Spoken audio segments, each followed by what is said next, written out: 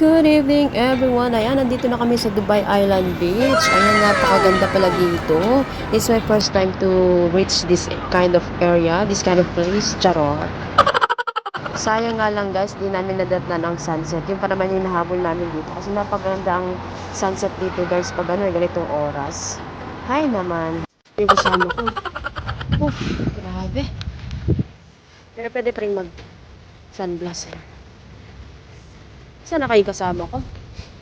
Welcome to Dubai Islands. Mashallah! What a beautiful place. Ang ganda guys. At kita nyo yan. May mga taong naliligo pa dyan sa may dagat. Pwede rin maligo dito guys. Pwede rin mag-picnic ata dito. Yun ang sabi ng kasamahan ko. Pwede kayo magdala ng mga kung ano ng pagkain nyo dyan. Maupo-upo kayo dyan.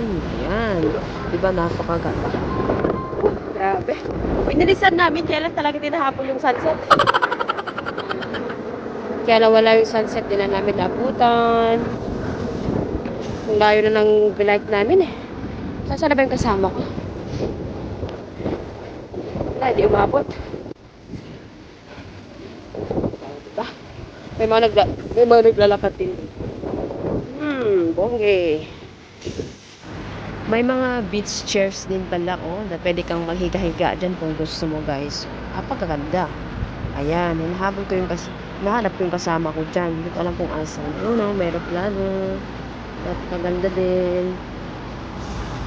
Kasi din to eh, daanan din ng mga aeroplano na banda. Ayan guys, ayan. Konting ikot lang ulit dito sa may Dubai Island kasama ang ating bike. Ayan, and then hanapin ko yung kasama ko kasi iniwan niya ako. Hi naman, hindi ko alam kung asan nagpunta yon. Yan siya na guys, maraming salamat. Lagi mag-iingat at maraming salamat sa panonood.